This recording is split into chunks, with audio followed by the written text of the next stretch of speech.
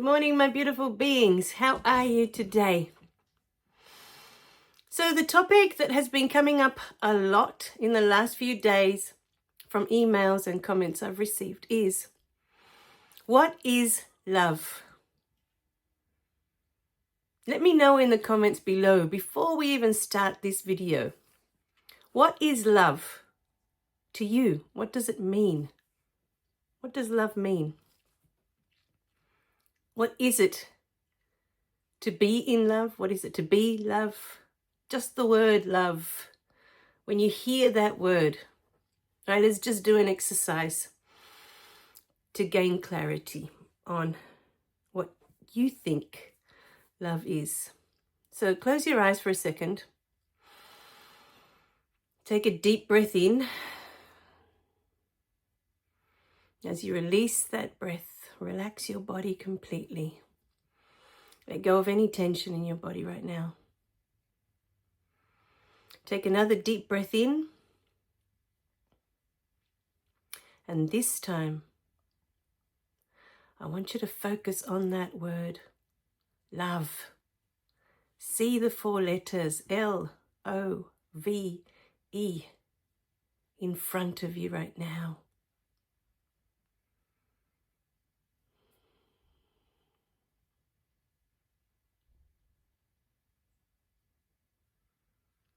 What does this word mean to you? What is love to you? Let the word speak to your heart. What is love?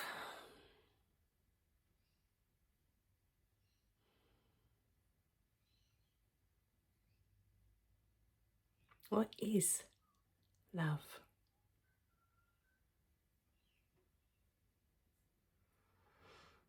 All right, my beautiful beings, when you are ready, you can open your eyes. Pause this video and write in the comments what came up for you. What is love?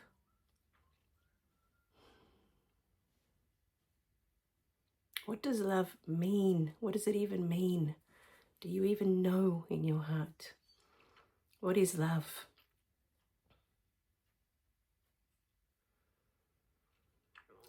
So, now that I've given you lots and lots of time to think about it for yourself, what does it mean for you?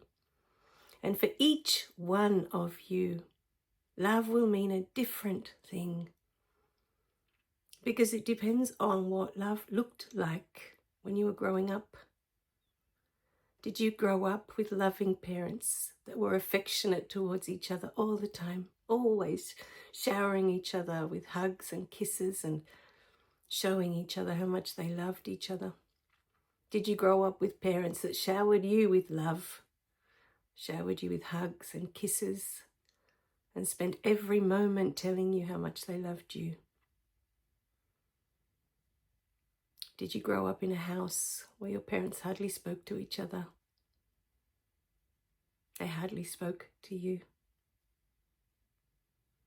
Did you grow up in a house where your parents were always yelling at each other, always criticizing each other, and therefore always criticizing you?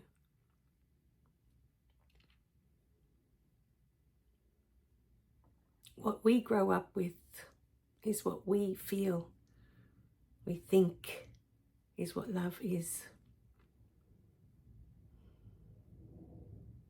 And sometimes we know within ourselves, we just know that this isn't love. What we are experiencing in our childhood, this just isn't love. We know it. We just know it. But for many of us, this is what we think love is. This is how love is expressed. And it all has to do with our beginnings, how we started. For many of us, present company included, I was taught that love is finding your soulmate. Love is about spending your whole lifetime finding your soulmate, your soul partner, and then together building a life, having children, raising those children. But love was all about a partner, finding the one. This is what I grew up with. And so when I fell in love the first time, I thought, oh, he is the one. It just felt so right that we would be together forever and we would be growing old together. And then I stepped into my first depression while I was still with him. And I came out of that and I realized, well, hang on a minute. If he is the one, why do I feel so alone in this world? Why do I feel like my love doesn't matter? Why do I feel unloved? Why do I still feel unloved if he is the one? If he's my soul partner? Why do I feel empty inside? Why do I feel like I don't want to be here anymore? This is just too hard. It's too painful. And I don't want to suffer anymore. I'm done with suffering. If you are with the one, how can you feel all those things? How is that even possible? Aren't they supposed to make you feel loved and complete and whole? Isn't that the purpose of the one? Isn't that the purpose of your soul partner? So many questions. This all came about because of a comment that's come through. Now, I wanted to assure that person, they'd sent me an email, and obviously in the email, all this information was private. It wasn't something they wanted to share. And so from emails, I will pick at things that I feel are important and use them as examples of my own life where I know that that's happened already, and bring it forward because we are here to serve. In every moment, I'm always looking at what is here that can be brought forward, that can serve. You know, lately, I'm looking at doing all these coaching packages and putting them together. And just this morning, I was thinking, I'm not creating these packages to help others, to assist others. When we say that we're here to help you, it means it's like we're taking away your power, that you somehow need us. You need our assistance, you need our guidance. Serving is different to helping. When we say we're helping you, it's like there's something that is wrong with you and we're trying to fix it, helping. We're here to help you. Serving is different. You have the power always when we serve. And we offer, in serving you, we offer you all these different options. And you choose in every moment what suits you, what's for you, what you want, what you feel in your heart that you need. For me, the word help is more about stepping in and taking over. You know, as I was looking at these coaching packages today, I thought I can't use the word help because I'm not really here to help anyone. I'm here to serve. And I know all the beautiful courses I've done, all the information I've gathered over the years, I know it's all spirit and it's all been serving me to be here in this moment, to be able to serve you. Serve. It's such a beautiful word. To be of service. To have information that can serve others on their journey. Because I can't know. You know, when people say, oh, I can help you with this, how do I know what it is that you need? How do I know what it is that you want? How can I help you? How can I assist? Only you know what's right for you. And all I can do is serve you with what I have, with what I've been given.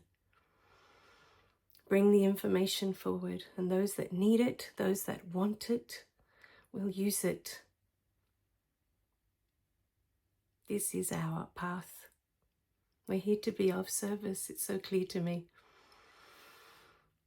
And today, this is something that was coming through so strongly. Love is serving others in every moment. You know, we seem to think, there was someone I was talking to about the beautiful animation called Up. I'm not sure if in America it might have a different name. Here in Australia, it was a Pixar animation, I think, and it was called Up. And it was about this beautiful elderly man. And I love working with elderly people, with seniors, whatever the correct terminology is. I love them dearly. I would never want to disrespect them in any way. And it's about this beautiful older man, Mr. Fredrickson, I think his name was. And it shows the beautiful life he had with his wife, how they met. And for a long time, that animation resonated with me because they couldn't have children. And that was us with my husband for such a long time. I couldn't fall pregnant. And so every time I watched that movie, that resonated so strongly in my heart, that sadness, that emptiness of not having children and yearning for them. And so you watch the beautiful movie and their beautiful love story. And then she passes away because that is the beginning of his new adventure, even though at the time he doesn't know that, Mr. Fredrickson. Sometimes we think when our life partner dies, that's the end. We have nothing to live for. There's nothing else. Hands up if you are one of these people that think that your partner is everything, and the day they die, you have nothing to live for. It's over. Game over. And perhaps that is your experience in this lifetime. Perhaps that's it. You came to live for one being, completely, wholly, giving your heart to that one person, and that's it. And that's a beautiful experience as well.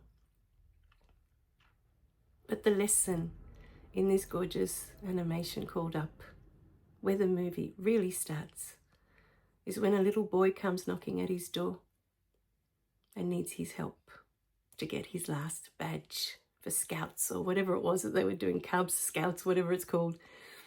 I haven't seen it in a long time. And then they get swept away off on this adventure and end up becoming the most unlikeliest of friends. You see, when a person passes away, no matter how much you loved them, for me, it always opens up a space for another person to come. Now, having said that, to me, love is not a romantic partner that you have, your one soulmate that you find and spend the rest of your life with that person, and you have this perfect life together. Perhaps for many that is the dream and that is the life that you have. And it's a wonderful experience. It's a fairy tale. But to me, love is a dog. Love is a child. Love is my mother-in-law. Love are my parents. Love is my sister. Love are my friends. Love is all of it. One does not take away from the other. Our hearts are big enough to love all of it. What holds us back from loving is fear. We've been hurt before. We've had experiences where we've loved and we've been hurt. That love wasn't reciprocated the way we would have liked. And that was the experience you came to have. But when love leaves in some way, be it a partner, be it a child that you have, it creates a space for something else to come in, for another being to be loved by you. And unless you open your heart, that being cannot come in. If your belief is that that one partner was it, and there is nothing else after that, there's no life that's worth living after that, you are closing so many doors to so many beings that are yearning to receive your love. Yearning. There are so many beings on this planet that are lonely, that are afraid. So many beings that have never experienced love. They don't know what it is. You know, working with the elderly, I go to so many nursing homes, and there are so many of them that just sit there day after day. Their families are so busy with life, their children, their grandchildren. They don't have time to come and see them, sometimes for weeks. And they sit there, waiting for someone.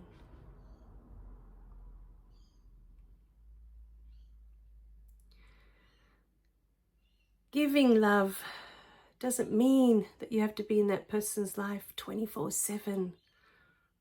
It doesn't mean you have to see them every single day, every single hour. Giving love can be as simple as visiting an elderly neighbor that's all by themselves. Maybe once a week, drop in, have a cup of tea, talk about the weather, talk about the news, talk about whatever it is that interests them. Allow them to be seen. Allow them to be heard. This is what love is. Seeing others where they're at. The easiest way to stop feeling lonely is to find others that are lonely and make friends. Start a conversation. Why? Because you are serving them. You have the intention of serving them, of getting to know them. And perhaps not all of them will be a match. You know, you may go to a nursing home and find that 9 out of 10 of them are so grumpy you can't stand to be around them, but there'll be one. There'll be one that somehow you will connect to. There's one out there waiting for you. One person. All it takes is one person. Do you know the beautiful story of the starfish?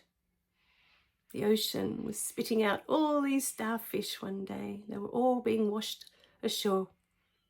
And a little girl goes running up to them and picks up a starfish, and she's just about to throw it into the ocean. And the mum says, "What are you doing?" And she says, "I'm trying to save them, Mummy. Don't you know they'll die if they stay out here on the sand? They'll dry up and they'll die." And the mum's looking at them. There's hundreds of them being washed up. And she says, but you can't save all of them. And the little girl looks at the mum and looks at the starfish in her hand, and she says, but I can save this one. It makes a difference to this one. It's not about you going out there to save others. And the magic that happens, my beautiful beings, the magic is that we think that we're going out to give our love, to assist another. And the magic that happens is that that love, that service, that assistance is rewarded to us. We are the ones that receive it without even noticing it. In seeking out that one person, they will gift you infinitely in more ways than you can imagine. They're assisting you in opening your heart again, or perhaps for the first time. All right, my beautiful beings. It reminds me of when we go to the shelter and we pick up a rescue dog. You know, every time I've brought home a dog, and I think I am giving it a better life. I am, giving it a beautiful home. It's safe, it's fed. And what I find in return is that I am gifted infinitely by their unconditional love. I receive so much more than what I can possibly give that beautiful dog. So much more. And people that have dogs know exactly what I'm talking about. The love that you receive from them, that beautiful unconditional love, is just priceless. All right, my beautiful beings. There'll be more on this in the videos to come. We love you dearly. Click like and subscribe so you don't miss any of the messages. And share these beautiful videos. Perhaps there is someone out there waiting to hear this beautiful message today. Bye for now.